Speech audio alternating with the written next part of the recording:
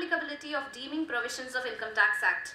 He's a regular speaker at CPE programs conducted at various CPE study circles at Chennai, and he has also presented paper on charitable trust as part of intensive workshop on direct taxes organized by SIRC of ICAI in 2014. So please join me in welcoming our speaker and looking forward for a very good session on tax.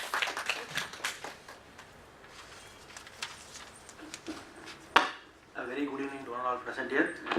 First of all, I'm really sorry for making you wait this much time, close to 20-25 minutes. We're stuck up in traffic. So it gives me immense pleasure to present this paper. Unfortunately, I'm not able to connect my laptop to this HDMI. There's some issue. Probably the technicians will get that done. So what happened is yesterday evening, I got a call from the institute asking me if I can present a paper today. So I was traveling from Delhi yesterday. So I had to just think over it, and there are a couple of reasons why I chose to speak here. So first among them is been long since more than a couple of months since I presented a paper in the institute. I thought, okay, let's grab this opportunity. Number two, this is a situation or a forum where I could meet fellow professionals, get their inputs on what they feel on this taxation bit of this portion. Number three, this is done in the guidance of TG Suresh, our tax guru. So I could not say no to TGS. And number four, it gives me an opportunity to interact and know a subject and share a limited experience which I got in this field. So on this instance, I readily accepted to do the paper. So with the limited available time and resources, what I have decided is, let me put forth a few situations or giving you instances of what the basics, why are we doing in this topic, and probably have an interactive session and find out how possible we can zero in on certain solutions. So what I have done is, the topic given to me is tax incidence and residential status. So what I did is, what does tax incidence mean is what I was just trying to find out, and how does it have an impact on residential status. So how tax incidence and residential status go together. How can we link tax incidence and residential status? Whether tax incidence can operate separately or residential status can operate separately, or how it is pooled together in the Income Tax Act, was the first basic question which arose to me. So in this background, I was doing some basic research on what does this incidence mean. So what does tax incidence means? So what I could understand basically is, tax incidence is a situation where you are put to tax, or you are responsible for collecting tax on somebody else's behalf, or the tax is liable by somebody else, and we as a forerunner will be required to, obligated to do the tax deduction on behalf of somebody else. Or in the case of indirect tax scenario, where the tax is passed on to subsequent players and they have to remit the taxes. On this background, so tax incidence basically was referring to a situation where how and when the tax will be applicable, and how is it relevant to residential status. So predominantly in residential status, under the Income Tax Act, either it be a resident or a non-resident, if he has any income as within the four walls of the Income Tax Act, he will be subject to taxation in India. So this is the basic mantra of income tax. Taxation for an income chargeable to tax in India. So how does it link with tax residence and residential status? So tax incidence is basically what to my basic knowledge is, tax incidence is covered by the source of income which an individual or a company or maybe a person derives under the Income Tax Act. So basically we will have to identify first whether section 4 or section 5 or section 9 of the Indian Income Tax Act is getting triggered. So tax incidents, basically any situation that comes up on direct taxation, we will have to first find out whether that particular nature of income or say a reimbursement, for example is a reimbursement, or in a situation where the income is not coming to you but you will be receiving it on behalf of somebody else, so how it is taxable or not. So to come under the tax incidents, as I said already, you would have to check whether this comes from section 4 or 5 or 9, because section 9 is the charging section which specifies that the income will be taxable if it satisfies the condition of section 9. So so I have divided my presentation into two buckets, where tax incident talks about section 4, 5 and 9. I will give you certain scenarios where your particular income may be satisfying the conditions of section 9 but still not taxable. Another bucket talking about residential status, be it individuals or companies, and how the taxation system has evolved over the period of time based on residential status. So as you all would be aware of, residential status of an individual, how will it be determined? Predominantly, first and foremost thing which we'll have to ask any person who wants to understand the taxation is, we will have to understand whether that person is a resident as per the provisions of Income Tax Act. If that be the case, then we will have to deep dive into a solution and find out whether what is the nature of that individual. So I'm starting with a situation of a residential taxation of an individual. So individual, we'll have to find out whether the individual is a resident or a non-resident. So to identify whether he is a resident, there are conditions prescribed under the Income Tax Act to identify whether that person is a resident. Once we satisfy the conditions specified or residential status of whether he is a resident, we will have to deep dive and find out further whether that resident is an ordinary resident or a not ordinary resident. And then once the two tests are decided, then the residential status of any individual is determined. Based on the residential status and the scope of income specified in section 5, the income is taxable. So going by tax incidence and residential status, both the conditions of tax incidence and residential status would have to be satisfied in conglomerate to subject the transaction as taxable in India. There may be a situation where the particular income or particular nature of receipt may satisfy the condition of specified for tax incidents like section 4, 5 and 9, still may not be taxable if the residential status conditions are not satisfied.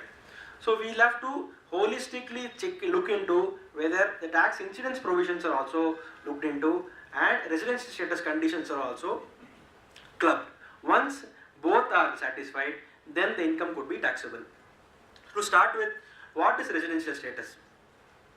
In case of a resident, a person can be resident if a person will be determined or said to be a resident in India if he is in India for 182 days or more in that financial year.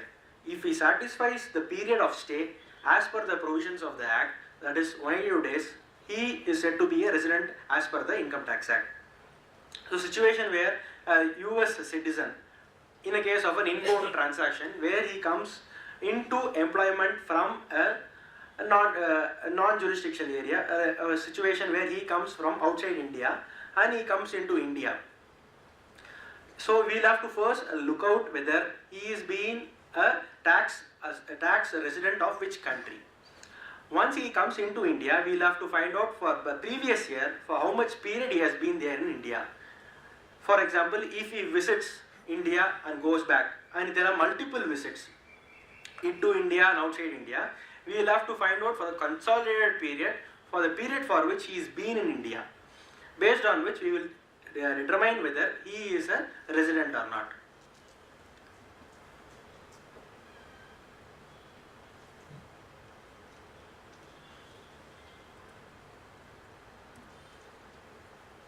So as I said, section 6(1) talks about a residential status. So if he's been in India for a period of more than 180 days, he is prescribed to be a resident of India. Or this is an alternative condition where he is in India for a period of 60 days or more during the previous year and 365 days or more for the during the immediately preceding previous year. So the twin conditions which needs to be satisfied. First, either he should be in India for 180 days or more, or he has been in India for 60 days during the previous year and 365 days or more in immediately preceding previous year. As I said, in a situation where the person comes to India for an employment. So there are two exceptions to this. For example, a person comes into India, he is there in India for less than 180 days and he goes back. Then he is not a resident. Similarly, though, but he would have stayed in India for a period of, say for example, 60 days. In that situation, we will have to look into the condition of 60 days as well as the 365 days condition specified in the Act. If he satisfies the 60 days condition and also satisfies the 365 days condition specified in the Act, even though he is not there in India for 182 days, he will be treated as a resident. Then as I said, we will have to go and find whether he is an ordinary resident or a not ordinary resident. So why we will have to look into this provision is the taxability of any income which he receives is taxable in India based on his residential status. If he is a resident and an ordinary resident, the taxation is different, and if he is a resident but not ordinary resident, his taxation is different. So we will have to go further and find out whether he is a resident, an ordinary resident, or a resident but not ordinary resident. So to be satisfy the conditions of a resident but not ordinary resident, section 6.6 specifies the conditions when he will be treated as not ordinary resident. So it's the negative definition. He has been a resident in India for at least 2 out of the 10 years. So what I have done is I have tweaked the section on a negative way, where they have reversed the scenario. He has told that he has been a resident in India for at least 2 out of the 10 previous years, immediately preceding the relevant previous year. So, as I said, for the person who comes into India, we will have to see he has been a resident in any of the 2 out of 10 years, preceding the year in which we are looking for his residential status, and identify if he is there, he has been a resident for 2 out of 10 years. Number 2, second condition is he has been in India for a period of 730 days or more during the 7 immediately preceding previous years. So we'll have to identify whether for the immediately preceding 7 years he has been in India for 730 days or more. If he satisfies both the conditions, he will be classified as resident but or not ordinary resident. So in any individual who satisfies the conditions of section 6.1 and section 6.6, he will be considered a resident and ordinary resident. If section 6.6 is not satisfied, he will be a resident but not ordinary resident. So this is an example of, so this is what talks about the residential status of an individual. So as I said, for example, in a scenario where a residential sports person comes to India, he attends this program of IPL. He participates in this program and he receives income from the Indian source. So how will this be taxable? Because he comes to India, he plays in India, he's been there in India for 3 to 4, rather it will be probably for 2 months, there in India for 60 days. Then how will it be taxable? So we'll have to evaluate his taxability of that income in India. So we'll have to identify first this person has come to India, has been a regular visitor to India or not. If this sports person has come for the first time, we will have to test the conditions of first we'll have to test whether he is a resident. As I said, we'll have to see the 182 days clause and the 60 days clause to identify whether he is a resident or not. Once he satisfies these conditions of resident in India, for example, he plays for this IPL tournament this year and he has been playing for the previous tournaments also. So we will have to go and find out whether he is a resident but not ordinary resident or ordinary resident. If he satisfies both the conditions, he is said to be a resident and ordinary resident, and his taxation will depend on based on that scenario. So up to this, I just want to understand if there are any concerns on individual taxation, how practically, because practically there may be scenarios where you would have dealt with a situation where to identify how an citizen or not, because I had an example. I'll just share one more example with you. So I had an individual who frequently visits India and goes back outside India. For limited purpose of Income Tax Act, what happened is he travels into India. He is basically based out of UAE. He works there. So what happens is every year he comes into India and goes back, and comes to India and goes back. There were a situation where he comes here, he does not stay for that threshold period, he goes back outside India. So for all the years he was having the residential status of a non-resident.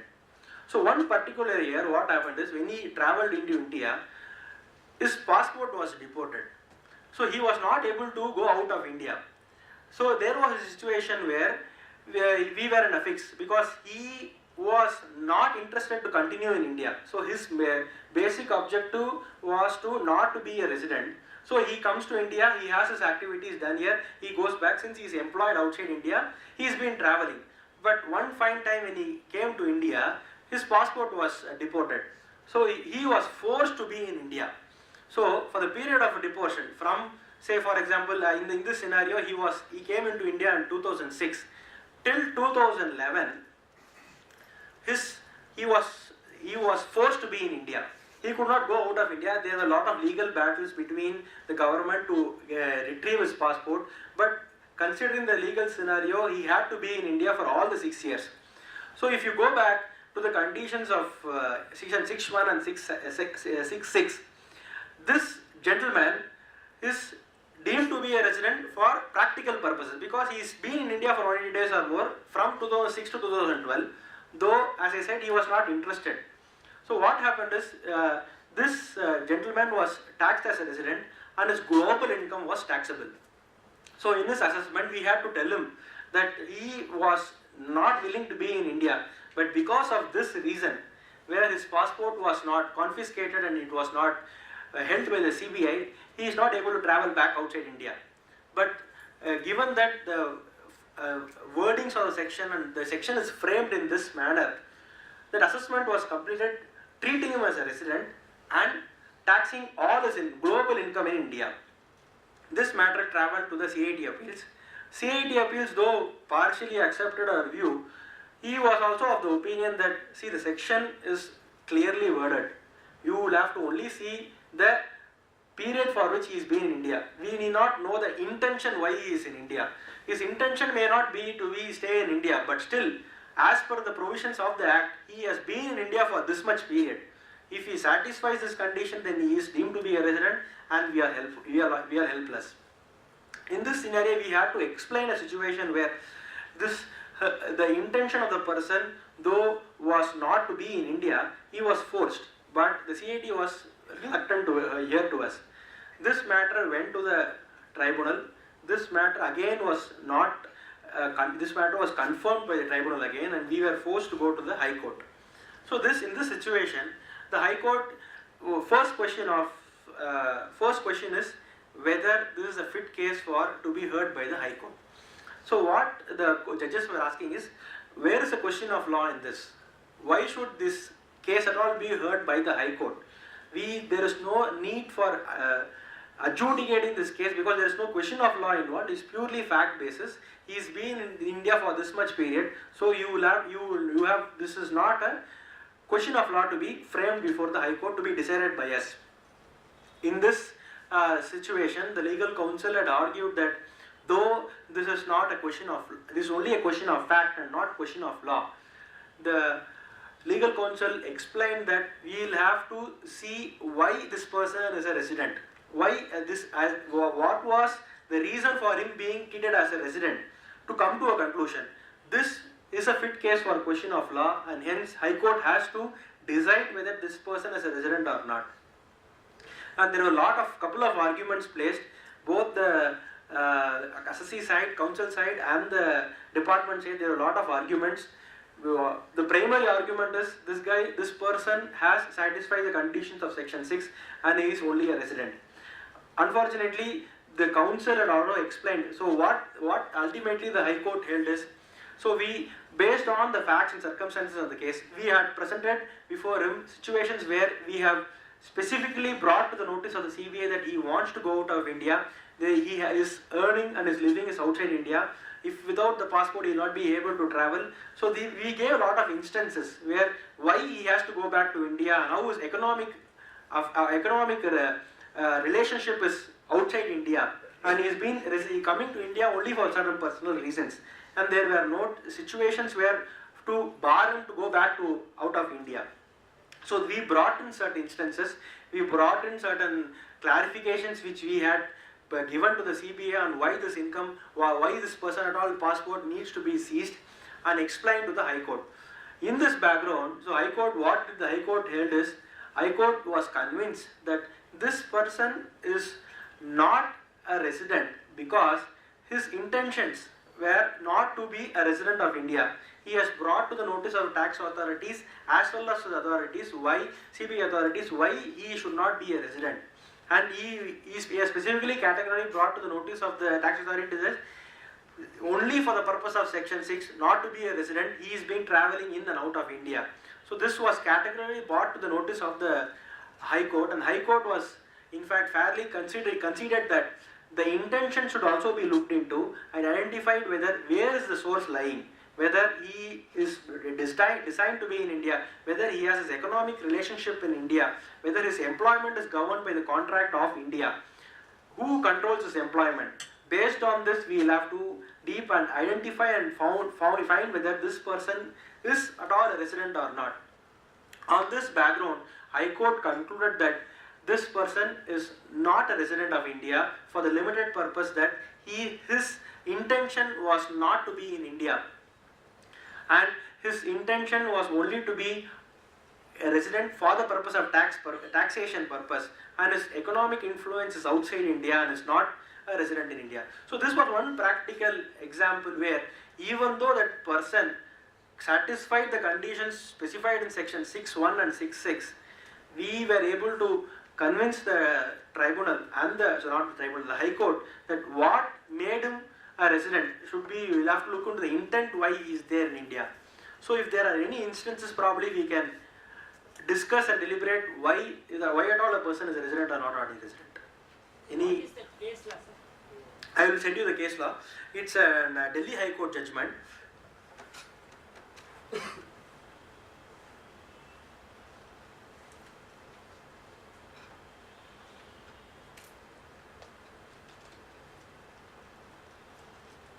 So it's CIT versus Suresh Nanda, 57taxman.com 448, which explains this in detail why this person is not a resident. Yes, sir. Going back to the sportsman, and you are talking about the example regarding residential status. I have a doubt.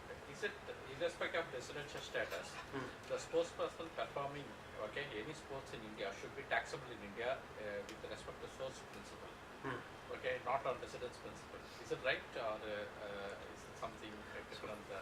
That's you quoted the example of sports person. That's a valid point, sir. So what happens is, in a scenario of sports person, since he comes to India and performs in India, we'll have to see where the source is coming from. He performs for an activity in India. So again, we'll have to see, since he comes to India and performs there, we'll have to look into both the income tax provision as well as the double taxation avoidance agreement provision of the respective country. So we will have to analyze the situation based on the source rule, because certain tax laws outside the country have the source rule concept where the income is taxable as per the source rule, but India unfortunately follows a concept of residence rule. So there will be a situation where his income, though he may be the sports person example I am giving, his income may be taxable in India based on the residence. He has been in India for this much days, so his income will be taxable in India as well. But he being a citizen of another country, their respective tax laws can have a different rule of taxation.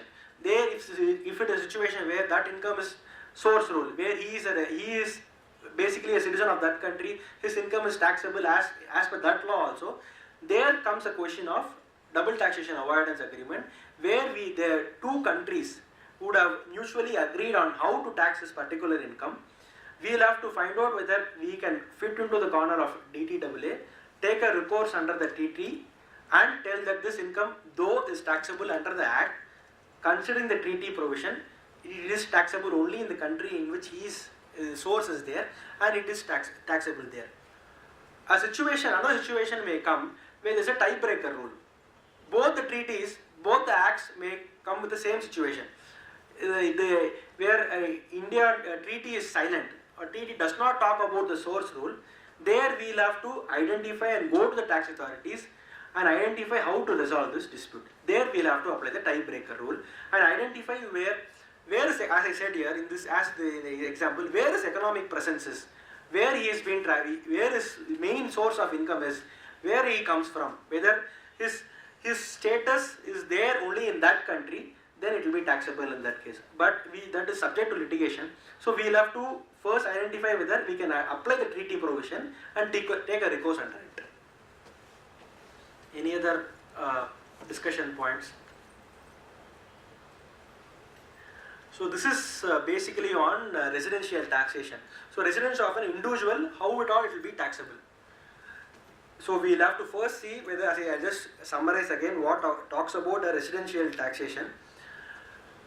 First we will have to see whether he satisfies the condition of section 6.1 and then section 6.6 and decide whether he becomes a resident.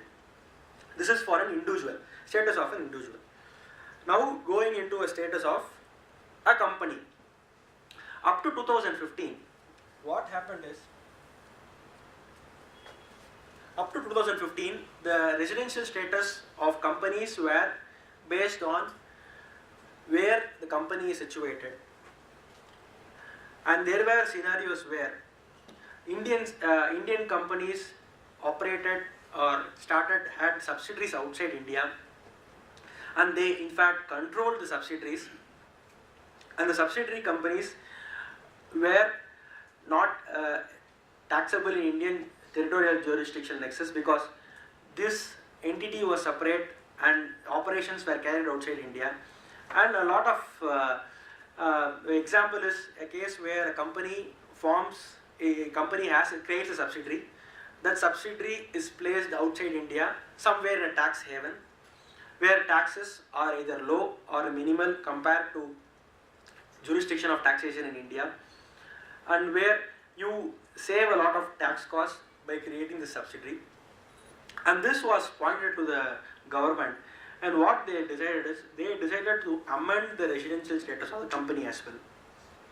So they have concluded that when of a company, how it will be taxed, how would be residential status of a company be determined. So there were only two conditions. One, it should be an Indian company, or the place of effective management of that company is in India. The example I was giving to you, in a scenario where a place of effective management in India. So before going into place of effective management in India, this amendment came in 2016. 2015 itself brought in the amendment of, instead of place of effective management, there was a situation control and management were in India. The first amendment which was brought is, where the control and management is in India, that company, though is a foreign company or incorporated outside India, still it will be deemed as a resident of India within the Income Tax Act. So when the control, so what is control and management? So control and management was not specifically defined in that Finance Act. So what happened is, once this Act was amended, this provision was deferred by a year because there was no clarity on how this control and management would be decided, because neither the Act provided any clarity on what is this control and management, nor there were any circulars or clarifications from the CBTT to explain how do you test for control and management. So considering this, the applicability of this provision was deferred. Later in 2016, the section 6.6 which talks about section 6.3 which talks about residency status of company was even more differently worded, wherein it brought in the concept of place of effective management in India. This concept of place of effective management is there across globally. In all tax definition of various tax countries in their respective tax laws, the concept of POEM, place of effective management, is prevalent. Only in India it was very new on how to bring this POEM, because this provision was not there in the Act, but couple of treaties where India has signed up had a mention about this place of effective management. So on all these scenarios, before the Act was amended, when revenue authorities tried to find out how to tax these companies, since the definition was not very clear on that, and only treaties had defined this, there were always a recourse available that this was not explicitly defined in the Act, and hence you cannot tax these companies. So to cancel this loophole, they brought in this concept of place of effective management. So again, when this amendment was brought in, CBDT had given an express notification on explaining what are the conditions for place of effective management. When will this effective management be considered to operate from India? What are the various tests available to identify whether the place of effective management happens in India? So the CBDT circular brought in examples. They gave a lot of situations where how at all you can conclude that this place of effective management is happening in India. So they brought in this concept of active business outside India. So as I said, this concept of place of effective management is prevalent all over the India. So what India did is, India borrowed the definition from various tax treaties and the OECDs, wherein the definition of effective management was brought into Indian Income Tax Act. So one of the conditions which all the tax treaties and tax countries have is active business. Where is this active business happening? As I said in an example where the subsidiary company is incorporated outside India, as I said, in a tax haven like Mauritius or Singapore, where though the treaties have been amended now, scenarios where companies were incorporated in Mauritius, all the transaction would happen from India. Only the key personnel or the management decision makers will travel to Mauritius, conduct a board meeting there, get the decision taken here, ratified in Mauritius, and conclude that the active business is not happening in India, and hence this company or the taxation of this company is not taxable in India.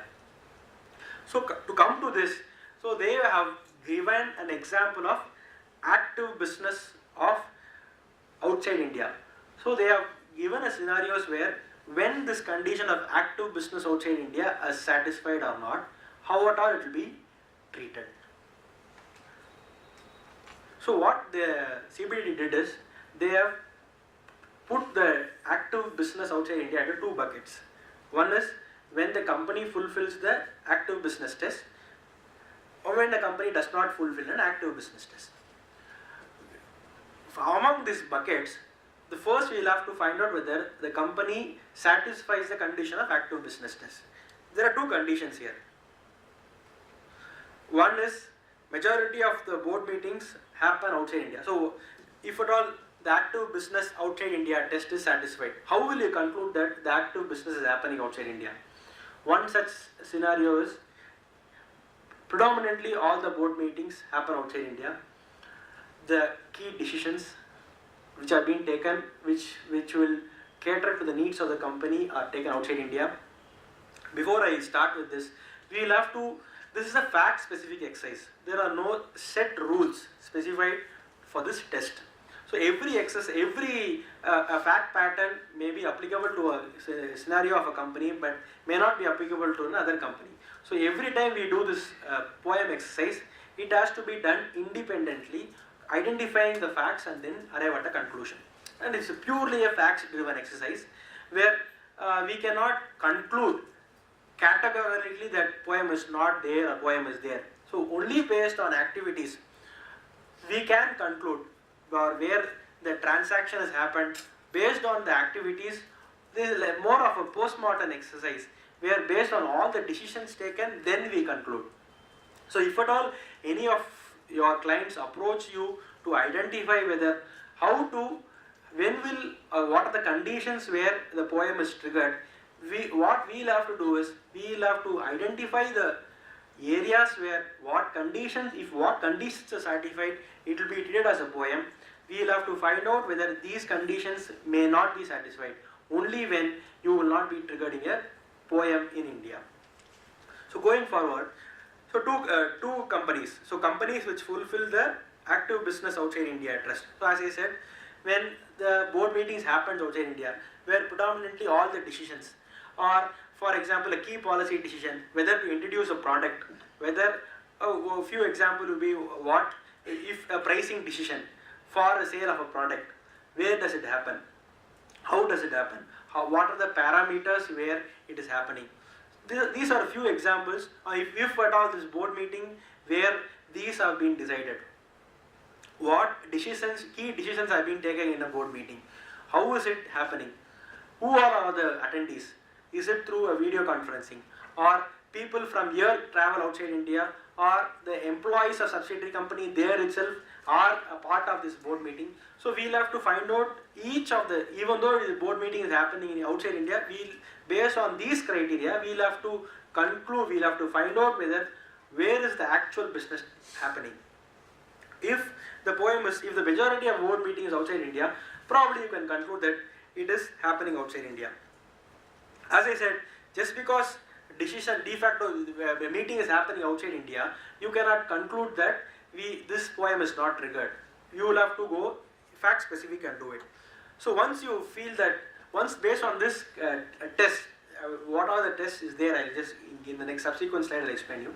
So once these tests are satisfied, these companies fulfilling the activity business outside India will be treated as creating a trigger in poem in India.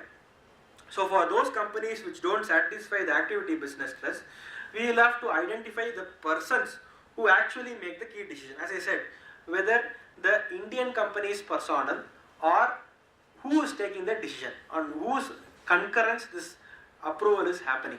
Based on that, we can conclude that activity business is happening outside India. So the CBDT circular has given you instances. So to start with, when at all we have to do this poem exercise. Just because a company, subsidiary company is there outside India, will it trigger a poem? No. There is a threshold limit specified by the CBDT. If the gross receipts of the subsidiary company is 50 crores or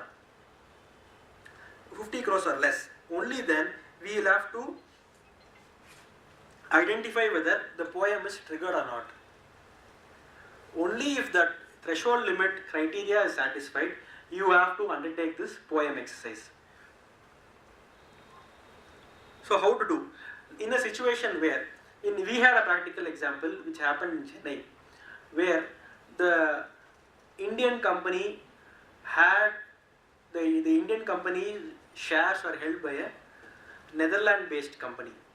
So its holding company was based out of Netherlands. So what happened is, this Netherlands company was first in United States. So what happened is, the headquarters decided to move their company from United States to Netherlands. So what happened is, in this process, the Indian company, holding company had moved from US to Netherlands. So what happened is, we had approached for there was a transaction where the payments were made by the Indian company to its Netherlands companies. So we approached the tax officer and we asked for lower withholding certificate because there are payments being made between the group companies. So we got an order telling that this transaction between the Indian company and the non-resident company is not taxable. So we got a nil withholding order. So what happened is, then when the assessment of the foreign company was picked up, when this foreign company assessment was picked up, the first question which the assessing officer questioned is, have you satisfied the POEM criteria? Can we conclude that this Netherlands company, though is based outside India, will it be a company controlled from India? So we had to explain it to the officer, telling that the conditions of POEM are not satisfied. So we, at instances, we brought mail correspondences between the US company, that is the US company and the Netherlands company, to explain to the officer that this Netherlands company is a very well operating company and decisions have been taken from both United States and Netherlands, and specific decisions pertaining to the Indian company were taken from the Netherlands, were put forth to the officer. Unfortunately, the officer in this exercise was of the opinion that this is only a tax arrangement which you have made to reduce the burden of taxes. You have shifted your residence, and he one step further. She has gone one head ahead further, taxing that transaction, telling that this Netherlands company creates a POEM in India and its income is taxable in India.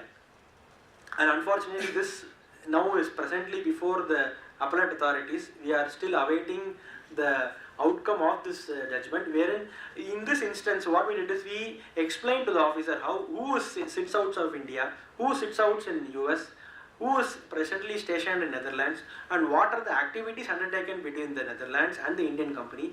We gave in communication references between the Indian company and the Netherlands company to substantiate that key decisions were taken from Netherlands, and this is not a plain vanilla transaction where people here go to Netherlands and conclude the transaction, and these were given to the officer. Unfortunately, it is not accepted. It is still in the appellate stage, so probably we will have to see what the appellate views this perspective and conclude. So, as I said, you will have to find out the fact-specific exercise. First is management. What is the status of the management? Whether it's a key indicator where the business is managed. So first criteria which you have to see is, where is the management operating from and what kind of decisions are taken. Number two, what are the key kinds of decisions being taken? What is key condition? Commercial transaction, again, key commercial transaction is not being defined in the Act. So again we will have to see how the decisions taken are key, are very vital to the operating of the company. And we will have to take out instances to tell that there are other decisions which are not very vital to the transactions are also be happening, to clearly demarcate that what is a key transaction and what is a key decision making transaction. And number two, we will have to see where the business is effectively managed from. How are we going to tell them that this is effectively managed from outside India or in India? We will have to bring in references, as I said, mail correspondences between the groups to tell that how this decision is being taken. And we will also have to explain the local taxation laws. Local tax laws, how it treats the residential taxation or the source taxation, and where the head and the brain of the company sits, to explain that key decisions are taken only from these places, and on this facts basis we can probably conclude that company creates a POEM or not in India. So what I have done is I have brought in a list of illustrative do's and don'ts. So since this is a fact specific exercise, certain do's and don'ts based on which probably you can conclude whether the company creates a POEM or not. As I said, these are not specifically coming out from the Act. We have taken this references from international jurisdiction case laws, which have on what basis they have concluded and how they have held that whether the POEM is created or not. So what in a typical transaction involving overseas jurisdiction, it is always advisable to look into the OECD's or the US taxation laws or the MLI which is being signed between the various countries, and overseas case laws which have specifically dealt with this. And probably you can only bring in a reference, because since this concept is new in India, we don't have our own judicial precedents to confirm our exercise. So we'll have to rely or refer to case laws which is happening outside India, and probably draw a reference and try to conclude that we don't create a PE. So as we create a poem. So as we do, the key do's and don'ts. So what we'll have to see is whether the board of directors, what constitutes a board of directors. So what happens is, as I said, effective management. Place of effective management. Management is, what is management? So who comprises of board of directors? Who, for example, whether there's a VP finance sitting there, the board of directors comprises of VP finance or the product head or a chairman. How is the role of chairman? What decisions, what powers give the articles of the memorandum of the association gives it to the chairman, and tell him how the board of directors control the company. So we'll have to find out that. As I said, next do's is we'll have to find out where the strategic decisions are taken. Where it is taken from, is it from India or outside India? And what are the strategic decisions taken? And what are other decisions taken? Number 3 is, as I said, we'll have to find out what are the documentation we have in support of our contention. Are there any mail correspondences between the group on how the decisions are communicated with the board? How is the decision making authority given to the board? How are they concluding that this is a fit transaction or not? On what basis they are given? So we will have to find out that to identify whether they create a poem or not. And other example is where, as I said, people only travel from India to abroad to conclude a transaction or just execute the contracts outside India. Then there is a bigger risk of poem being created. And we'll have to see, as I said, who are being involved, whether the Indian directors, the companies, the board of directors of the Indian company have a say in that board meetings, whether they influence the decision of the board, or whether the key decision is based on the Indian parties who drive the board meeting. So based on that, we can also conclude whether they create a poem or not. So based, as I said, this is a fact specific exercise based on a few set of examples on how a board meeting created or happening outside India could trigger a poem in India. So based on this key do's and don'ts and based on the circular, we can give a conclusion whether they create a poem in India or not. So every time we do an exercise, we will have to identify this poem.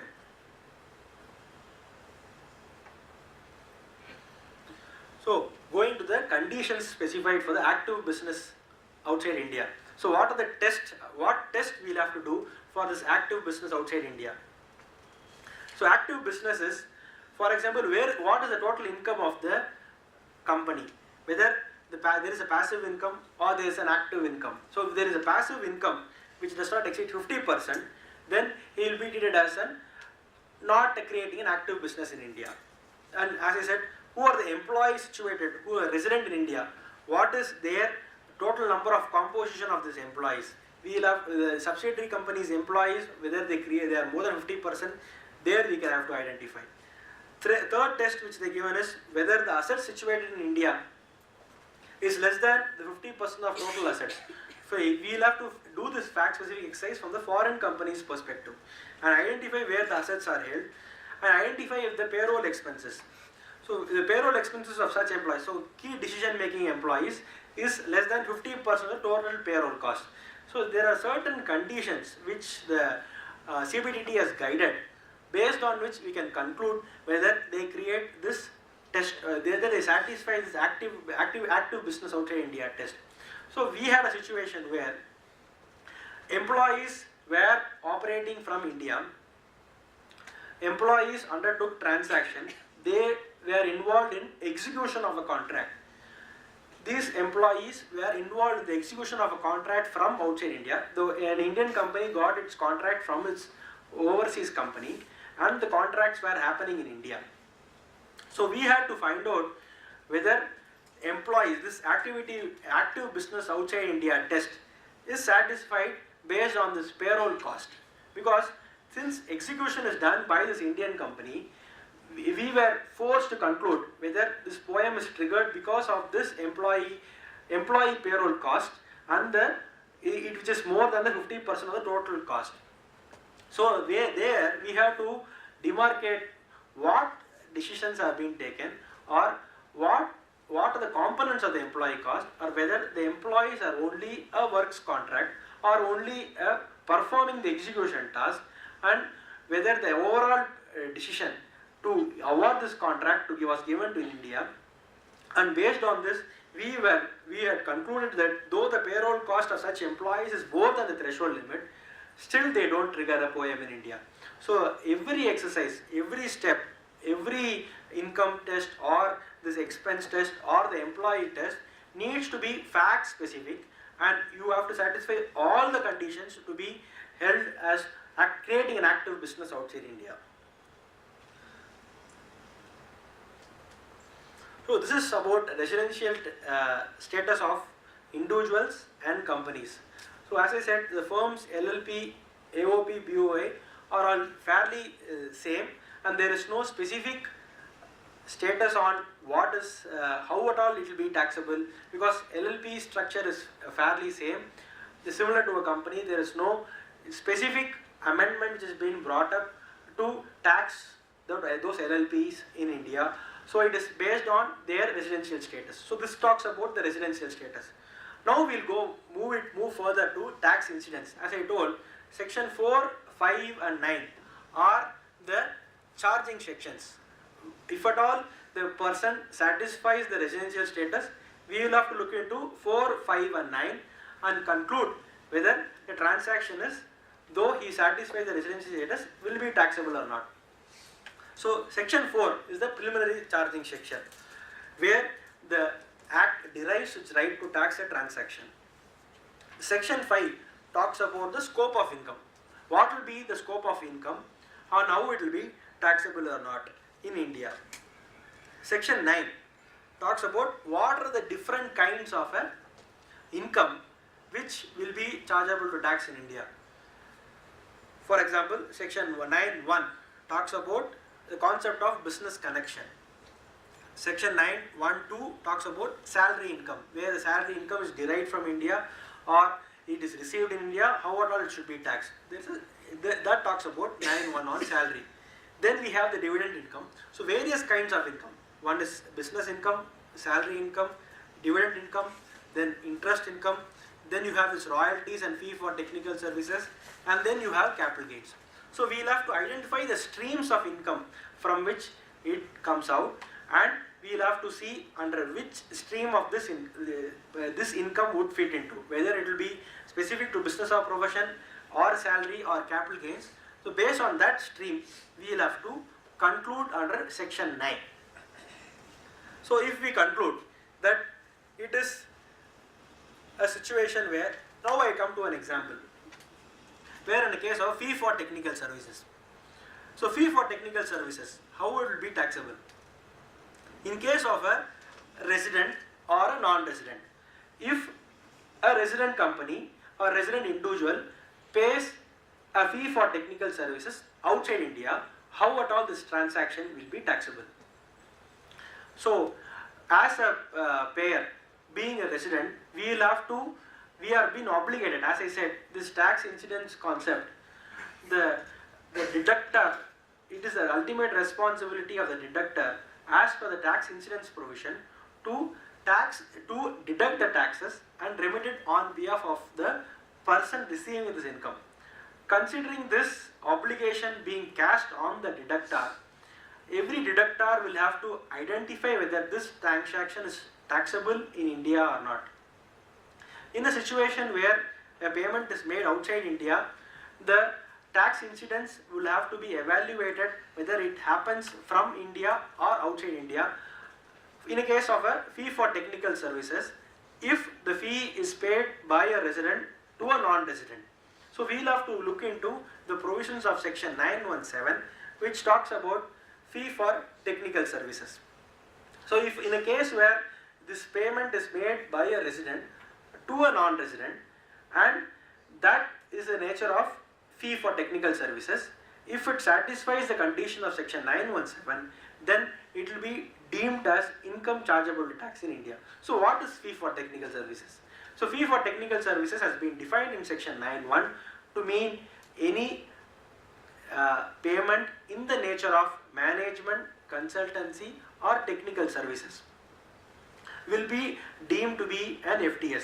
And again, what is management, what is technical, what is managerial in nature is not defined in the Act. So we will have to again go into what the definition, what the courts have held, what is managerial in nature, what is technical in nature. So we had a situation where, for example, cars were exported from India. So cars, the holding company had given a contract to the Indian subsidiary to manufacture cars and sell it to its holding company. Cars were sold from subsidiary company to the holding company.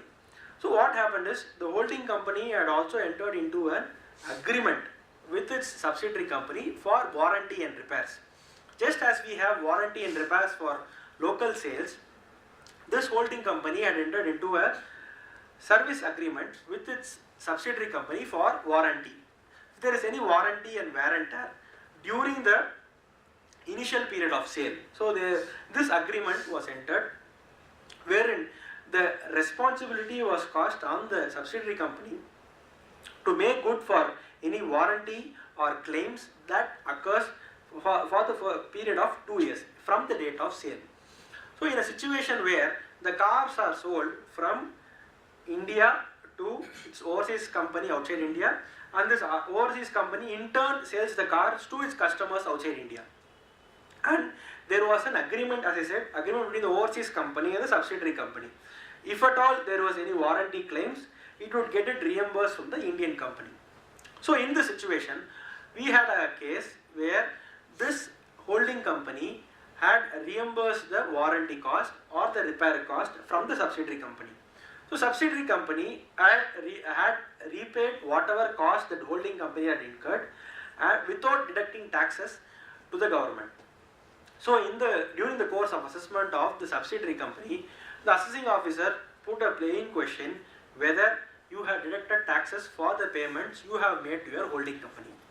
So the subsidiary company, which is the payer, we gave submissions to inform that this is not at all an income chargeable to tax, because section 190, unlike other sections where from 192 to 194J, there is a difference between those section and 195 section, and wherein the 195 specifically tells that income sum chargeable under the provisions of the Act only if the payments made by a resident to a non-resident, if such payments are chargeable to tax in India, section 195 is triggered. And so what the submissions was made is that the fee which was given, which was paid by the subsidiary company to the holding company, were only pure reimbursements, and whatever cost which the holding company had incurred was recovered from the subsidiary company, and there was no additional markup which was being charged by the holding company for the services rendered. So what happened is this submission was made, but what the tax authorities were concluding is, had this transaction happened between two unrelated parties, for example, the holding company had hired or made use of an external person, and had this external person made the payment to the holding company, it would have deducted taxes, because it is a transaction between two unrelated parties, and we cannot conclude, for example, as I said, this is a technical service. Had this technical service been rendered by that person, he would have deducted taxes for this payment, because it amounts to a technical nature. In fact, the commissioner had questioned this, How do you tell it is not technical? All sundry person cannot go and repair this car. You need a technician to do this job. So this only a person with technical qualification could have done this job. So this is purely technical in nature, and you should have deducted taxes. In this background, we had argued that, see, though this payment is technical in nature, this was only a reimbursement. But what the commissioner had put forth is, see, the nature of payment could have been a reimbursement, but you will have to see what the payment is. Though you may categorize it as a reimbursement, it is not a reimbursement. A reimbursement is a name given by you, but this is a technical service which has been rendered. Just because you don't add any markup or cost to it, it is service, purely service in nature. Though it is reimbursement, the nature or the instance of a transaction is a technical service. So the commissioner had put it that this is purely a technical service which has been rendered. So hence, some is chargeable to tax in India because this technical service has happened from India, and so it is taxable. So what we did is, when this matter travelled to the tribunal, we had explained that how this transaction happens. As I said, first the sale happens from the subsidiary company and moves to the holding company. So the transaction is complete there. The sale is over, and the market or the product moves outside India. So the product is moved outside India. From there, from outside India, again the products are sold to customers there outside India. So when a technical service is rendered, in this case, the holding company renders the technical services for the car sold outside India. So where is the transaction happening? The transaction is happening outside India. The technical service is also happening outside India. Indian company does not play any role in rendering the service. This holding company only renders the service, where it identifies the technical defects in it, it rectifies the defect, and as per the warranty procedure, and the holding company does the service. So where is this incidence of service happening? Services is happening outside India, and the nature of services, though technical in nature, is not happening in India to be taxable. So we had explained this to the tribunal, wherein we told that Indian company and the holding company, there is only a contractual obligation to make good the losses. So that service is not rendered by the Indian company to the holding company outside India. The services are rendered by the holding company, which is situated outside India, to a party outside India. So both the transaction, service and the sale is happening outside India, and the Indian party is not at all involved in this gamut of services. So the payment or the reimbursement made by the Indian company to the holding company is not taxable in India. This was the argument which we placed before the tribunal to convince them that the transaction is happening outside India and India is not at all involved, and the source of this transaction, that is the fee for technical services, is happening outside India to not a resident of India, to a resident of another country, and hence this payment is not taxable in India. So one more argument which we can place is, as I said, since this transaction is between two resident and non-resident parties, we will have to find whether we can take any recourse under the treaty. So what happens is, fee for technical services, this transaction may be taxable as fee for technical services as per the Act if it satisfies the condition of fee for technical services. Whereas we will have to see whether this fee for technical services complies with the conditions specified in the treaty. For example, in a Nepal treaty or a United Arab Emirates treaty, there is no FTS clause in the treaty. The treaty does not have a specific clause to tax a transaction which is technical in nature. Whereas if you go to Singapore treaty or the US treaty or the UK treaty, there is a specific fee for technical service clause in the treaty to tax a transaction in the nature of fee for technical services. So we will have to find out whether we can take a recourse under the treaty if the transaction is between the resident of that country, where you can take a leeway under the treaty telling that this is not defined in the treaty at all. still this transaction, though it is taxable, you may conclude that it is taxable in India. Treaty does not define this transaction, so can I take a recourse under the treaty? So as I said, you will have to look into the country specific treaty. So as I said, Nepal does not have a FTS treaty. The United States has one more added clause to it, where the concept of make available has been stated. If at all, if it is a fee for technical services, if you don't satisfy the tests of make available, this transaction will not be taxed in India, complying with the provisions of the treaty. So we will have to see whether we can take a recourse under the treaty, where the treaty is silent on the taxation of this income, and conclude that this transaction is not taxable, and give a go ahead that this is not taxable in India. Unfortunately, every time we make this foreign remittances, we are forced to give a Form 15 CB certificate.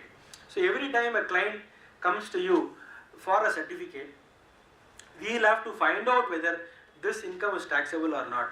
As I said, 15 CB are being thoroughly watched by the tax authorities, and from last year, the tax authorities have started issuing summons or notices to chartered accountant who has certified the Form 15 CB, and it has been asking on what basis you have concluded that this transaction is not taxable. Because lot of judicial precedents have told that relying on a Form 15 CB, the assessee held that it was not taxable. The courts have held that 15 CB, the chartered accountant has individually verified the transaction and has come to a conclusion that this transaction is not taxable, and hence, based on reliance on 15 CB, couple of case laws have held that this transaction is not taxable. So to loop this, the income tax authorities under section 133(6), I can tell you, section under 133(6), it calls for records from the from the chartered accountant. How did he conclude? Because previously there were questions raised by our members. How can the tax authorities question a chartered accountant? There, this provision of 133(6) was amended, where the tax authorities have the right to question anybody on any transaction. So you get a notice one fine day from the tax authorities on how did you conclude this transaction. You will have to ask for backup documents on how did you conclude that this transaction, because as I said, we had two instances. One this 15 CB certification, where a chartered accountant had told that this transaction is not taxable. He was forced to question. He was questioned and asked, how did you conclude? Another situation is where a valuation of shares is happening. When the valuation of shares is done, previously the rule 5627 gave this 11 UA valuation rules were given to chartered accountant. Chartered accountant had the authority to value the shares and conclude the share price. Tax authorities have now concluding or are questioning how at all this valuation has happened. Though we have a lot of values, we have methodologies to compute this valuation, methodologies to compute this value of share. The tax authorities want to understand how did you conclude, because a 10 rupee share has been valued at 100 rupees, and how did you arrive at the securities premium of 90 rupees is being questioned vigorously by a chartered accountant, and we are forced to answer on why this question at all is taxable or not. So considering this, we will have to be very sure, doubly sure, before we conclude a 15 CB certification. Though the 15 CB will be very limited to the certification that is being viewed very seriously by the tax authorities. So if at all you have to certify a 15 CB, I request you be very careful before you conclude any transaction. We had a situation where we got there is a standard, the banks have a standard checklist, standard format, where they ask for before they want a 15 CB certification, where they tell that you get a no PE declaration on the company, that will suffice. No PE declaration will not protect the chartered accountant from the 15 CB certification. Just because you got a no PE declaration from the assessee that we don't create a PE, so this transaction is not taxable, will not suffice. We will have to categorically explain with agreements. So it's better every time you get a 15 CB certification, you ask for the agreements, nature of the transaction, why this is happening, on what basis the assessee is concluding that it is not taxable, and then go to the provisions of the act, and as I said, go to the treaty and identify whether this is not taxable or not, and then come to a conclusion. Because this is a very crucial information which the tax authorities are relaying, and the assessees simply put the blame on the chartered accountants, telling that this is being certified by a chartered accountant and hence this transaction is not taxable. No. So that is why the courts have held that if at all there is any doubt whether this transaction is taxable or not, approach them under 195 or 197. So if there is no clarity on this nature of transaction, what we chartered accountants can advise is go for a 197, go for a 195 from the tax authorities, get a conclusive evidence whether this type of transaction is at all taxable or not, and then give a 15 CB. Though this is a time driven process, it would be on a safer side both for the assessee as well as for the chartered accountant, as this is an opportunity for him to sell both 15 CB as well as the 195 certification. Because now this process of 195 and 197 has become online. The CBDT is very strict on asking the officers to pass orders within 1 month. So if you can push the officer, try and convince him on this transaction, probably you can get a better certificate and it can add value to your 15 CB.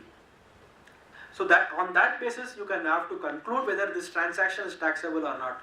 So in coming back to my example, in a scenario where the sale is happening, so you will have to typically find out whether what is the services is happening. For example, in case of a marketing commission, the example which I gave was a fee for technical service where the warranty is being done. In the case of a marketing commission, what happens is the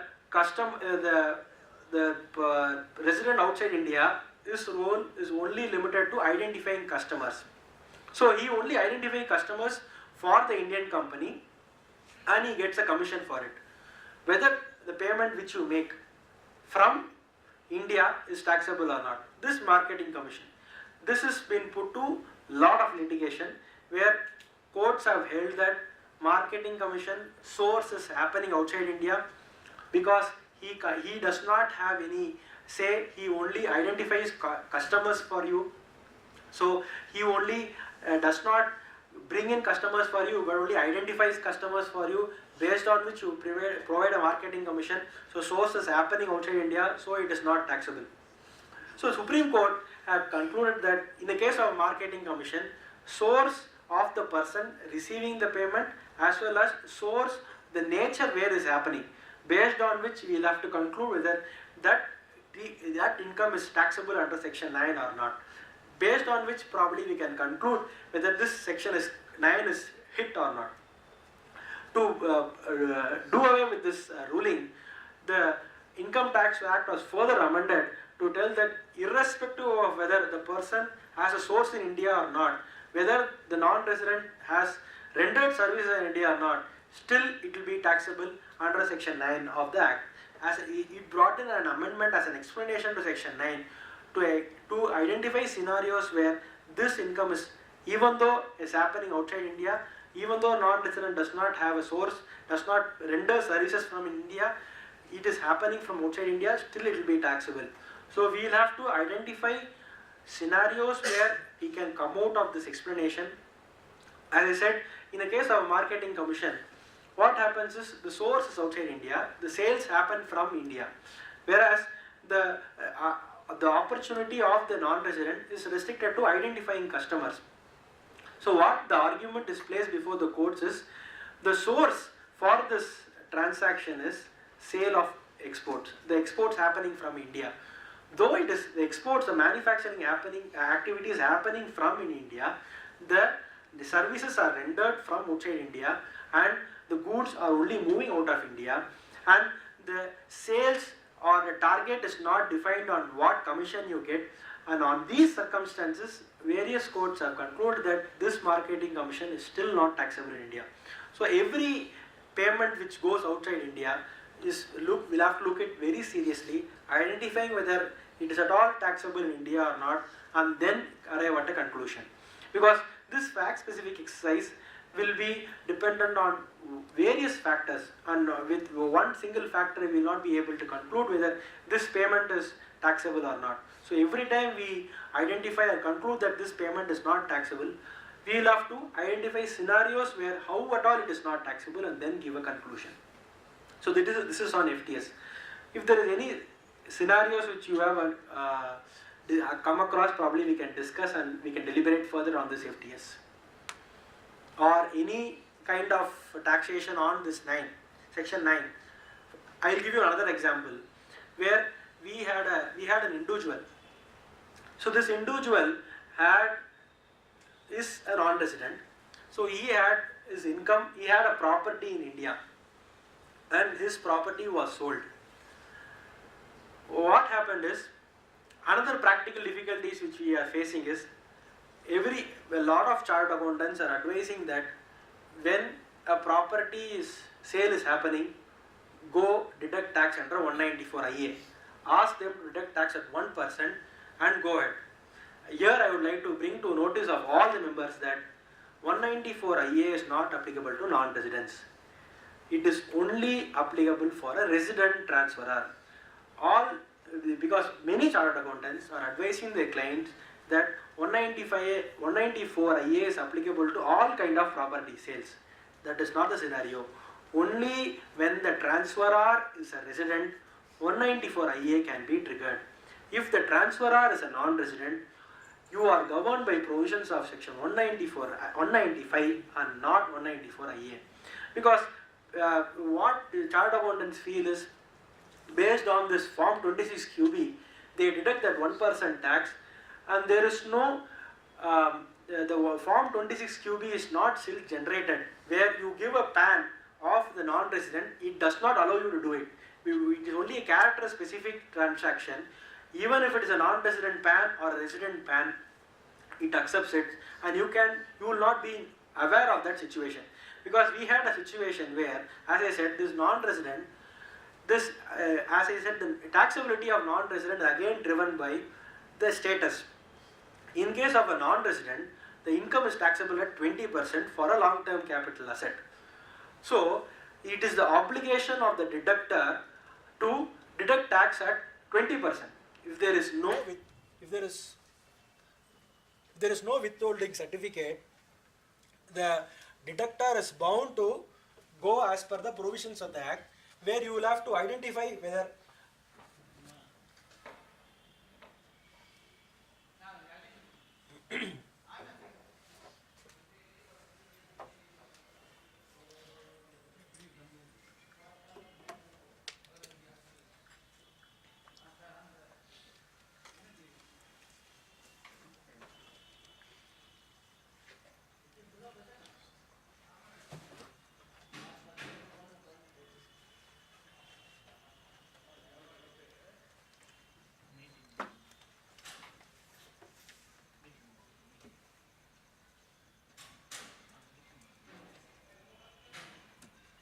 sir நான் கிளாஸில் இருக்கேன், class attend பண்ணிட்டு இருக்கேன். அப்புறம் நான் போய் பார்த்தீங்களா?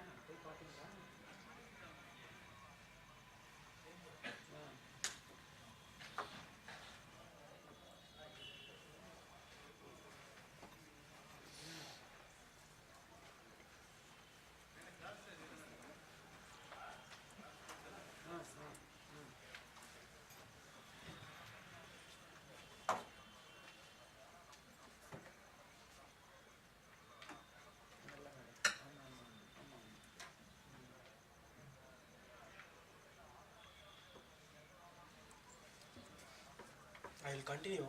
So what will happen is, in a scenario where, as I said, where the transferor is a non-resident.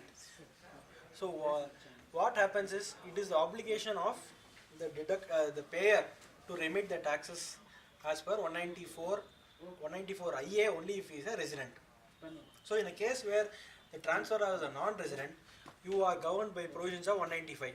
So what happens is, in this practical example, the deductor had deducted the taxes as per 1% and filed the returns.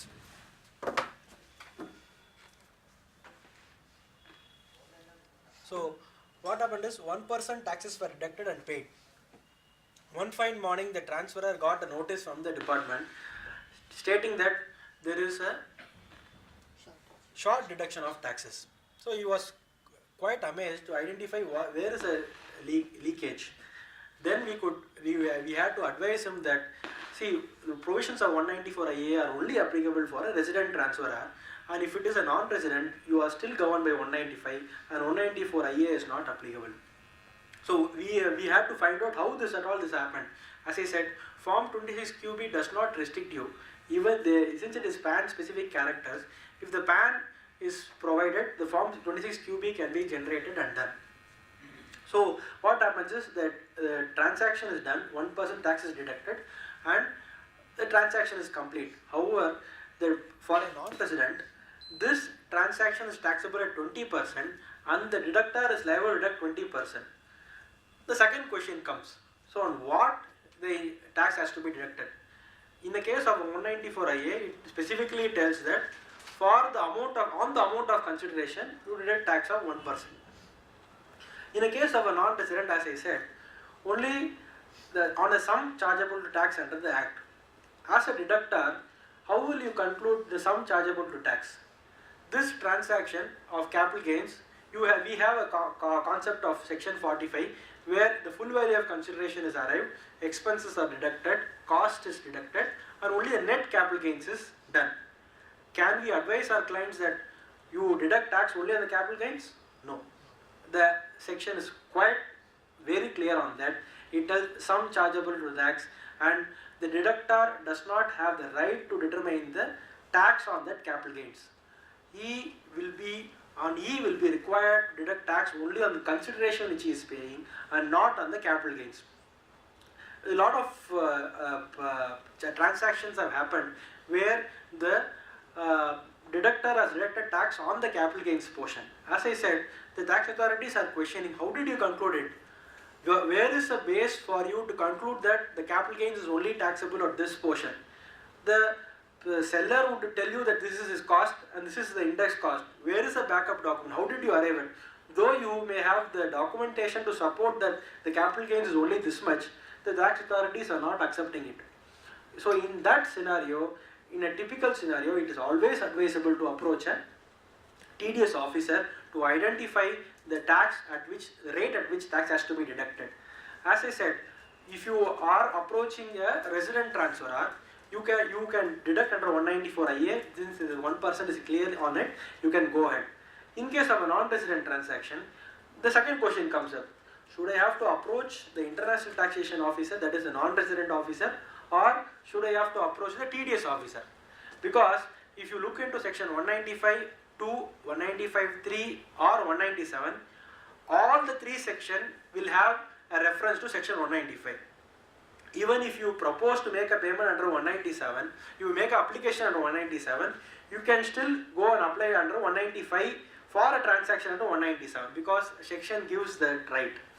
But practically, officers don't accept this 197 application making payment to a non-resident. So what the officers are informing us is, since it is a non-resident payment, you only have to make an application under 195 and not under 197. The next question which we asked is, okay, we will make application under 195. Who is the officer we have to make?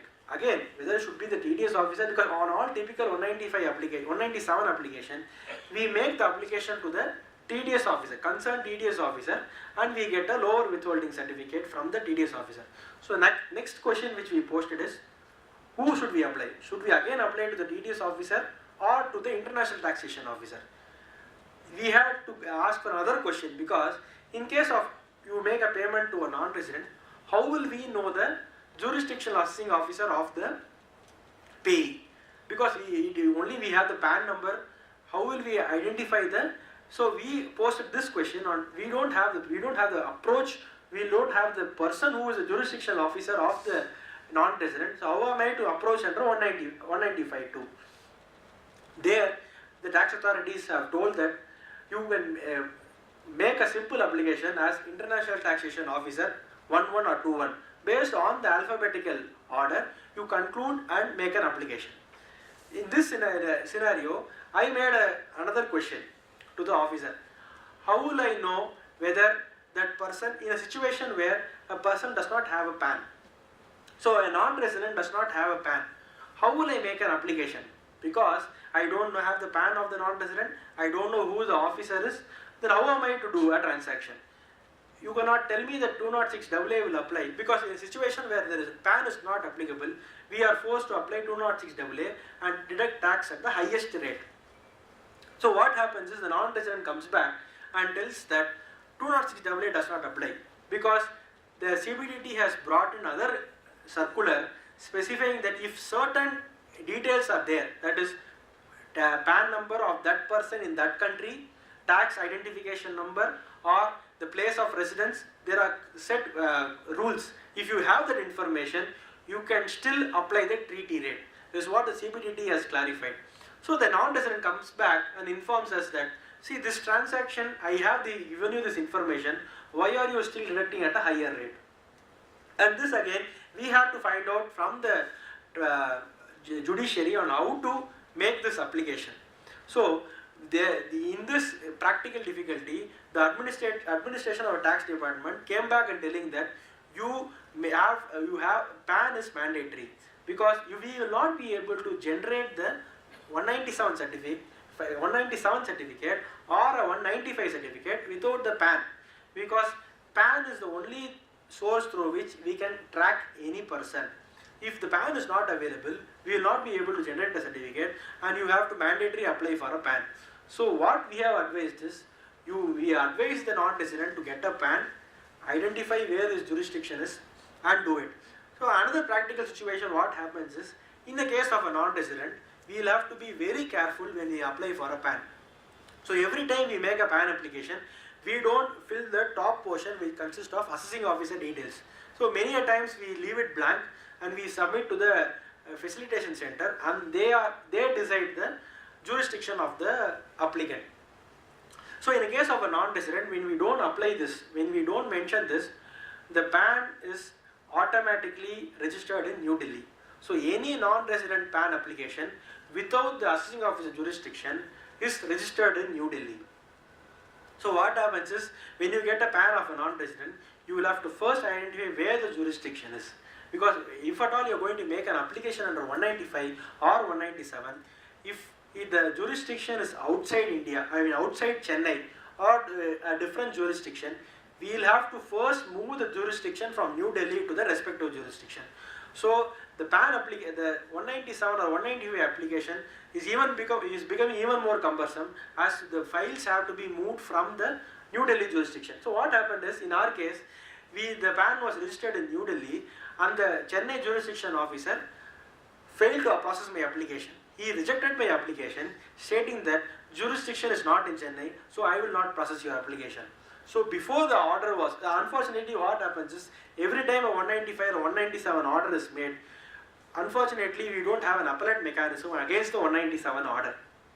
So we are forced to deduct taxes as per the rate.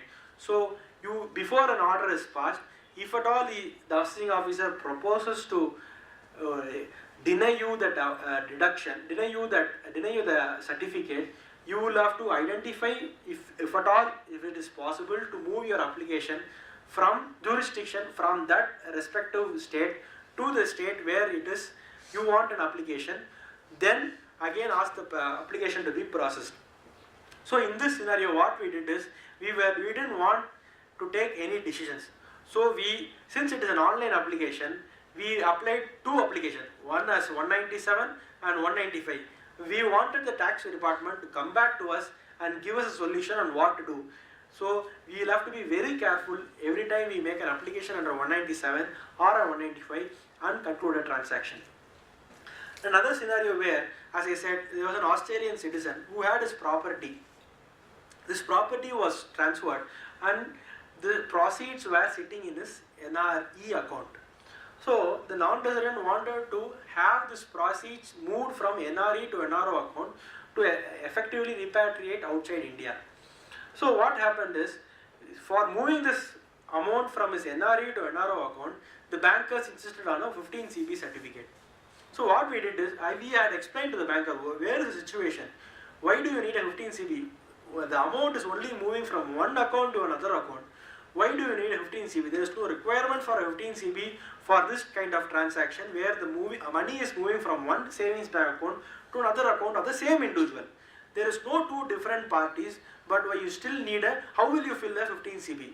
So we again inform the banker that who is the remitter here, who is the purchaser, who is the payer here, who is the remittee here. Sorry, I have a question. Yes. How the funds are credited to NRE account from the sale process? How did the funds credited to that account? See, we give the NRE account details to the purchaser. So he transfers the money to that account, respective account. Yeah, no, from locally you can't transfer to NRE account. Okay, so this is reverse where the NRO account is there and you want to move to an NRE account. So from the NRO to NRE account. So when you want to move money from NRO to NRE, you need the banker insisted on a 15 CB certificate. So what we informed is there is no movement from my account. It is only going to another account to effectively transfer it outside India. So the banker again questioned me, no, you need a certificate, sir, otherwise we will not be able to process the payment. So we had to bring in a caveat in that 15 CB telling that the transaction has already suffered tax in India, and the taxes suffered income is only moving outside India, and hence it was not taxable. So in these kind of scenarios, we will have to be doubly careful before we conclude a transaction, before we give a 15 CB certification. So it is high time that we are very doubly cautious before we do a 15 CB certification. No, So, my question, did he really move the funds out of India? yes, yes, Okay, because the funds initially bought the property from India. the NRE account. Those reason he could transfer back the funds back to. Correct. Unfortunately, the bankers, they want only a 15 CB certificate. Whether it is doable or not, they don't look into it. They only want documentation to support it to avoid their problems. Because whether the person has given that 15 CB certificate to the bank. yes, on this incidents, since the banker insisted on a 15 CB certificate, they had to give a certificate telling that who is the remitter, same person's name was given, same person again name was given as a payer, and his details were given, address were changed and given, that's it. So same person's account, 15 CB was generated. So that is the kind of situation which we are facing from a banker side to process this 15 CB. So we will have to be very cautious when we do this 15 CB transaction. Any practical difficulties which you have faced, probably we can discuss and deliberate on 15 CB. I have a related question. Yeah. Is there any limit on, initially maybe 20 years before I bought it as an NRI, I bought a property for X value. Now it's generated, gains and everything. Those gains also can I repatriate outside India? Yes, yes. After suffering the. Yes, definitely. There is no restriction. RBI only gives you that there is a limit. If I am not wrong, if it is 50 lakhs or 55 crores, only if there is above that limit, you need an RBI permission. Otherwise, FEMA does not give you any restriction. It is freely repatriable outside India. The FEMA, RBI has delegated the powers to the AD bankers to do it. If the threshold limit is done, definitely we can move. There is no restriction on it. Any other practical, because this is one example where a non-resident, as I said, was forced to identify whether this transaction is taxable or not. Then we had to find out whether its jurisdiction lies here or not. Then we had to move this application. So these are practical difficulties which. So what happened is the purchaser's auditor had informed that you deduct 1%, it is sufficient. Then the client came back to me and told me that you are telling like this, but that person's chart accountant is telling this. Who is right? So there becomes a conflict situation. So it's better we amicably decide. So I told them it's fine. Anyway, this transaction is only resulting in a loss. Let him deduct 1%. We will file a return and claim a refund. But unfortunately, the deductor will be put to task if the taxes are deducted at a lower rate. So we'll have to be doubly sure before we give any conclusion on that tax rate. Any other practical questions or any other situations which you had dealt and you wanted to clarify, because the 15 CB forms have been changed, so it will be easier for us to do a transaction, do a complete 15 CP certification based on that. So the TDS under 195, it is final or we have to file the final return? Yes, we have to file. See, return obligation is For governed. non-resident. Yes, for a non-resident is governed by Rule 12 of the income tax rules. There is any scope for lower rate? Yes, as I said, Any refund? definitely, the refunds are processed. As I said, previously only foreign company who has income taxable in India were required, mandated to file returns in India. Unfortunately, the act has been amended now. We have couple of instances. Yesterday also a client of mine had got a notice for assessment year 10-11, asking him why you have not filed returns for assessment year 10-11. We were totally baffled. 2010-11 is almost 8 years before, and why is the income tax asking whether you have filed the return or not? What the reference they give is, they give the reference down as 195. So when, if at all the director has filed his TDS return, based on that returns, the assessees, the recipient assessees are given, send notices. So one opportunity which you can inform your clients is, identify if there is income, even though it is not taxable, you will have to file a return. Most of the non-resident TDS payment is not filing any return. Correct. It is mandatory, sir. My return filing is mandatory. Even transactions with related parties, 3CEB certification is also mandatory. Transfer pricing report, accountant's report under 3CEB is also mandatory. If at all the clients are not doing it, please encourage them. We will have to fly. We typically call it as flip returns. So whenever a non-resident income, for example, if the Indian subsidiary pays any royalty or fee to its holding company, that holding company is liable to file its return in India for that income which it receives. If any person receiving any technical fee like 1 crore, on which we have to deduct TDS or not. Okay. Based on the 1 crore, whether we filing my net income is 20 lakhs. Correct. If there is any possibility of refund of the... Definitely, sir. Definitely. So your gross basis and net basis. So what happens is, in case of an FTS, fee for technical services, only if you have a business presence in India, your net income is taxable. Only if it is... The automobile company, they are paying... Correct. So I am telling you. Only, royalty. yes. So royalty, suppose the royalty payment is 10 lakhs and the TDS is 10%. So 10 on the 10 lakhs TDS is deducted. You will have to offer, if at all that income is not taxable, if it is not covered by section 9, you can declare that income as nil and claim a refund. As I said, in my case, in the case of a foreign company, it was a fee for technical services, but that income was not taxable as per the treaty. But still, the Indian company deducted taxes because it will suffer disallowances if taxes are not deducted. In that scenario, we filed a foreign company return claiming that income to be not taxable. Who have to file the foreign return? Foreign company has to file. No, the Indian company can file. Indian company can file on behalf of, but the PAN has to be the foreign company's PAN only. That's it.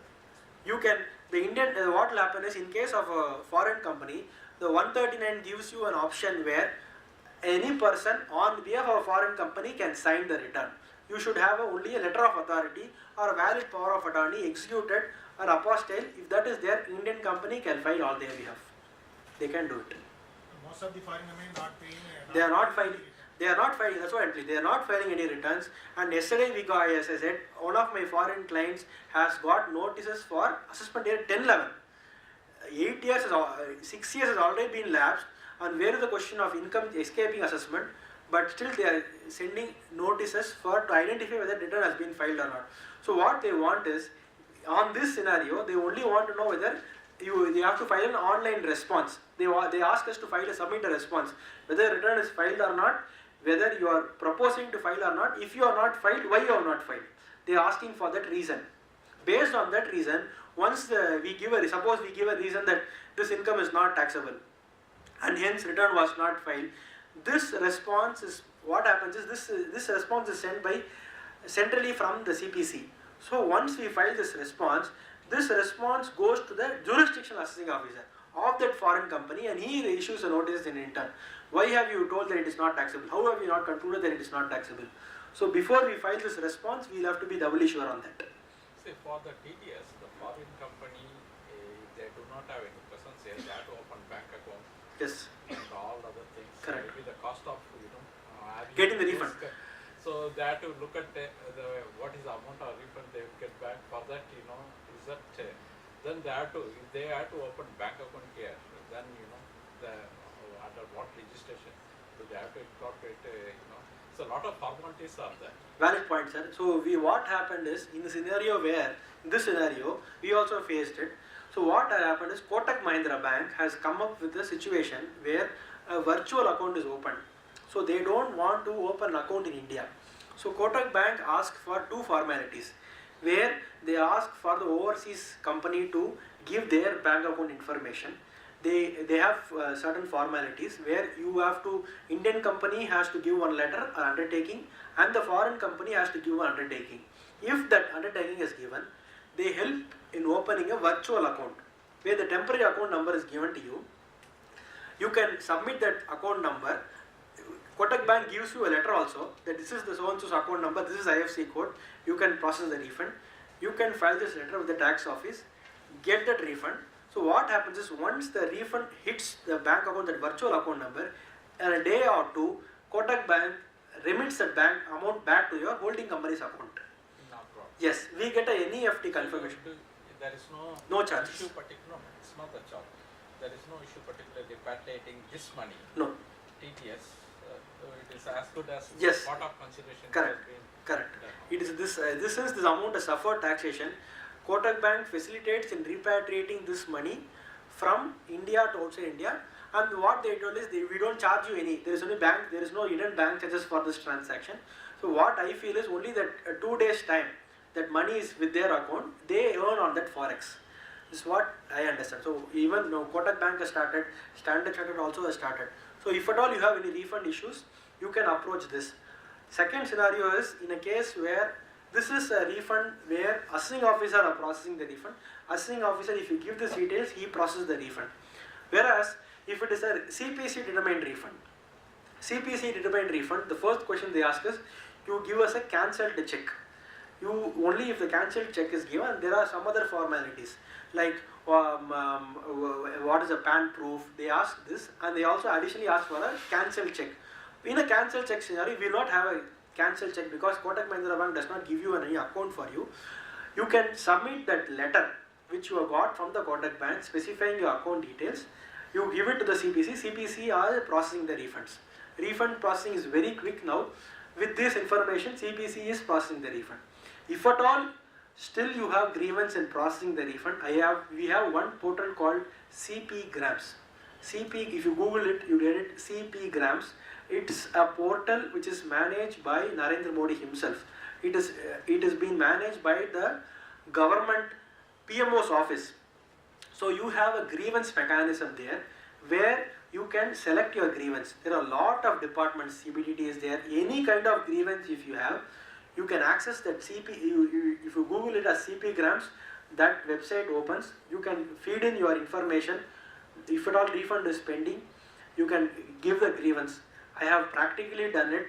I have a very senior citizen whose refunds were pending for years, for ages, and I was tired following up with the officer. I couldn't get the refund. I initiated this CP Grams, and within 15 days the refunds were processed. And the tax officer follows up the assessee and tells him that please close your grievance, then only we will not be in the soup. Because every time this grievance is raised, the CBDT, the PMO office sends, if you see the website itself, website gives you how this grievance is managed. So once this grievance is done, it goes to the CBDT. If it is a CBDT refund, the CBDT thing, it goes to CBDT. CBDT in turn sends it to the respective officer and it monitors the transaction. So assessing officer has to report the transaction to the CBDT within 5 days. If at all refund is not processed, why is not processed, he has to give the reason to the CBDT. CBDT in turn sends it to the PMO and we get an email from the PMO on why this refund is stuck, on what basis, why at all this refund was not processed. If there is any account information which we have to do, we give it back, we get that refund. So this is one practical experience which we are facing, and probably you can also advise your clients and advise other chartered accountants in processing this refund. Sir, how to spell? CP Grams. capital C, capital P. Huh? GRAMS. GRAMS. You Google it, CP grams, that website opens. That's a very good initiative where the refunds are lying for ages. As I said, a very senior citizen of mine, he was been following with me refunds. I didn't have a face. I had to cut a sorry face with him. But this initiative, refunds are getting processed. And you also have this window open up to 15th June.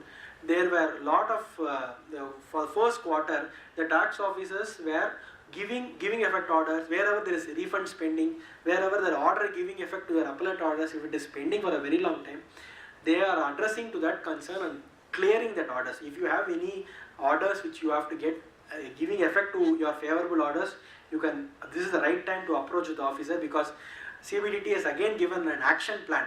So April month there was an action plan given by the CBDT instructing what the officers have to do. This is also working. Probably you can try that. Any other Question on where you said PAN number need not be, is not mandatory. Yes. There other proof is there. yes, And treaty benefits can be. yes. Now, suppose somebody doesn't give a PAN number. Hmm. Actually, it means that he is not going to file a return. Yes. So, is there a inbuilt contradiction? here? Correct. There is a missing link here where the deductor is safeguarded. So from Indian company, when it makes a payment, to safeguard itself, if it gets that prescribed information, the Indian company is safeguarded of non-disallowance. Because if at all we don't deduct taxes at the prescribed rate, we only are suffered to for disallowances and prosecution and so on and so forth. So with this limited information, the deductor is saved. You will not be liable to any prosecution, or you will not suffer any disallowance, because you have the CBDT information as per the CBDT circular. But yes, you are right. The foreign company, there is a question where foreign company, how at all will claim a refund of the taxes, because it doesn't have a PAN, it only has a TRC, that is a tax residency certificate. This tax to be claimed as a refund outside India, it has to file a return. Then only it will be able to claim the refund of the taxes. That's a very valid point, but there is a missing link before that. Probably tax authorities should come out with a solution for this. But the act is mandatory. Every person has to file a return if it has an income chargeable to tax in India. And this is not being done across, and 3CEP certification also not being done. It is high time we advise our clients. Any other practical difficulties? If time permits, could you also give some touch on transfer pricing, audits and related issues? Yeah, so very nice point. So transfer pricing, what happens is, transfer pricing is, So one more question on the tax residency. yes, There is a definition in the domestic company income tax. correct. How it applicable to status, residence status? Valid point. As I said, section 6.3, section, Most of the foreign company opening in India, correct. whether it is a Indian company or treated as a foreign company. So in your case, foreign company opens a company in India. India. So once it It opens, is registered in India, Yes. incorporated in India, Indian company. yes, But according to the foreign company definition, it will applicable to the definitely. Yes, whether we should tax at the maximum possible rate or normal Indian rate. valid point, sir. Once the company is incorporated in India, though a foreign company, it forms a subsidiary in India, it continues to be an Indian company only. It will be taxable only as an Indian company. Your question may come where a situation where the foreign company opens a branch office or a project office. For example, I can give you these metro projects which is happening all throughout the country. There are a lot of foreign bidders who come and open project offices.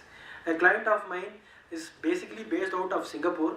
He has opened this project office specifically for the purpose of metro service. So his period is only for that contract. So he will be out of India once the project is over. So he continues to be a project office and he is deemed as a foreign company. I think nowadays the branches, I think India is not allowing to set up here in India. No sir, there is... They are just allowing only setting up a subsidiary, not as branches.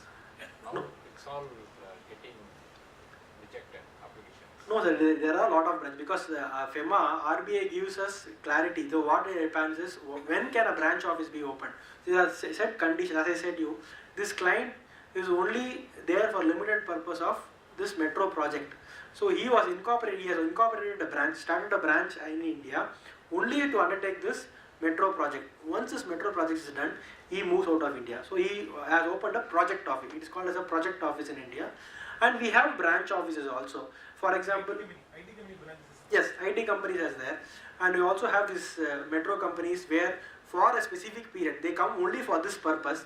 They don't, because what happens is if you form a company, your compliances will have to continue till the company dies. So in the case of a project office or a branch office, since it is for a very limited period, they are opting for this subject to RBI guidelines. So in your case, if the foreign company, when it incorporates a branch, it will be treated as a foreign company only. Any other discussion points? Answer this. Answer. Yes, I had some doubt. Transaction for which 15 CB is not required. Very good point, sir. Transaction, there are, if you go to rule 37BB, there it gives you set of transactions where 15 CB is not applicable. For example, if a cash, I am not sure, cash transaction or all, there are a list of transactions where 15 CB is not applicable. If you satisfy the rule 37BB, you need not give a 15 CB. But again, bankers insist on a 15 CB. If it is going to be a foreign payment, even if you tell them that 15 CB is not applicable, they still insist on a 15 CB. So what you can do is, I think now there is a part D, there is a separate form where it is not at all taxable, or how do you conclude that it is not, transaction is not subject to 15 CB, and you can probably give that information in that part and upload that 15 CB.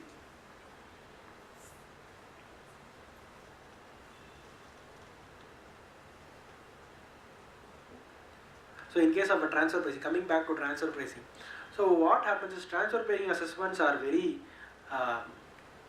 very challenging, because as I said, like POEM, transfer pricing is also a very fact-based exercise which happens.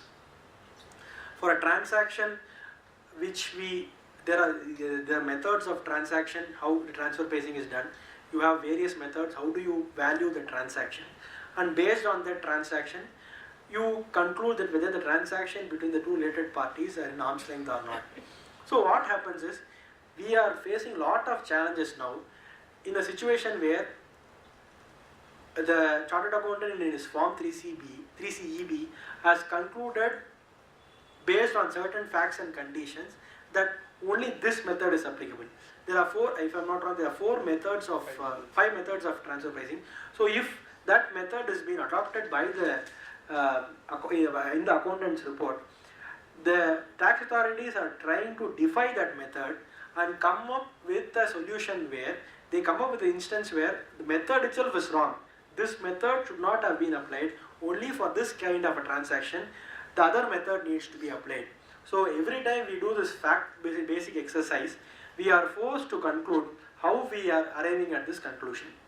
So in a transfer pricing assessment, every time we go for this TP documentation is provided, we will have to convince them on how this tested party, how this related party has been identified, how have we done our evaluation, on how are we done this benchmarking exercise, how have we identified our comparables, how have we not taken into certain comparables. I'll give you an example where we had a tire manufacturing company. So we identified similar companies of tire manufacturing companies. Though we gave them comparables, we gave them the profit figures of those comparables, and we concluded how this transfer pricing has been arrived at. Unfortunately, what the officer is doing is, in case of a tire manufacturer, there are again varieties of tire manufacturers. For example, in case of motor car, the tire manufacturing segment is different. In case of lorry, trucks, the manufacturing segment is different. So we had taken a segment where we are into manufacture of car. So cars, tires, we have taken the segment of those assessees. But the officer goes one step further and he compares the margins of a manufacturer of a truck. He takes the tire manufactured for the trucks and compares the profits of that with that of our segment. So again, it's very difficult to substantiate before him that why have we arrived at and why have we taken this comparables. So this exercise is even more time consuming. One other example is we have a situation where our Indian company gets advances or gets loans or is funded, is project is funded by its holding company. So if at all any payments is being made back to the foreign company does not insist on any payment being made. It's an interest-free advance kind of thing where advances are given and only the holding company insists on repaying the advances and they don't ask for an interest. In that situation, tax authorities impute the artificial interest. Had you purchased this loan from an Indian party, you would have paid interest. Since you have not paid any interest for this loan, he is deeming a transaction and is bringing the deemed, had this payment being made, that foreign company's income would be taxable in India, and he is concluding that this income has escaped assessment and he is charging that income also to tax in India. So these are few instances where transfer basing assessment is becoming challenging day by day. So every time we conclude, we are doubly sure that we are concluded this transaction based on certain fact specific exercises. As I said, there is no fixed thumb rule for transfer basing assessment or for this place of effective management. Based on whatever transactions we do, we conclude. One more example I can give you is in case of a marketing support services. So what happens is foreign company and Indian company enter into a transaction where this Indian company facilitates the foreign company in identifying its clients. So what happens is this foreign company appoints this Indian company to identify clients for its sales outside India. This typically is called as a marketing service arrangement where the holding company and the Indian company enter into an agreement and Indian company gives this what all it will be his obligations, how does it cater, and all is being documented via an agreement. So what happens is when this sales is concluded, you have a situation where this Indian company concludes contracts on behalf of the foreign company.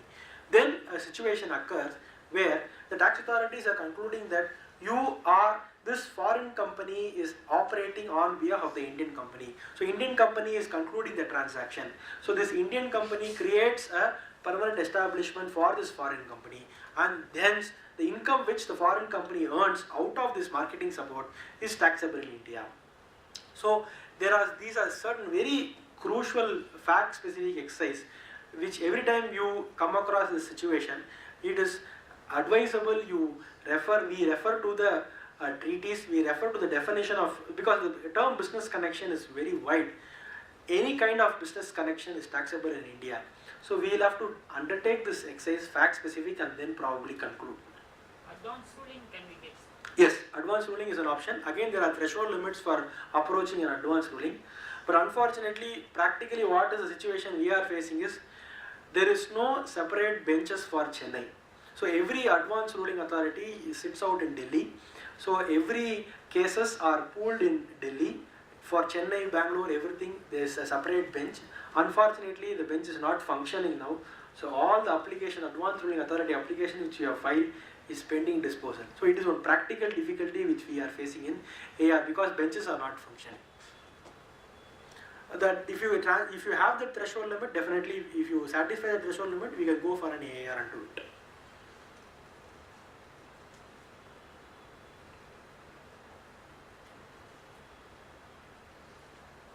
Any other questions?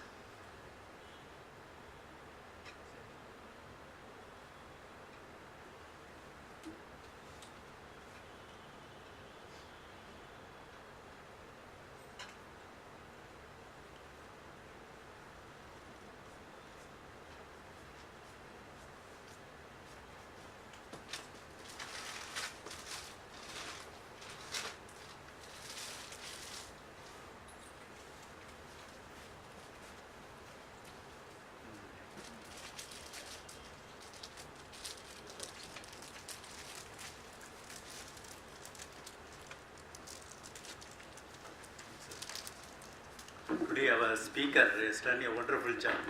Nicely presented the particular topic with live examples with practical solutions.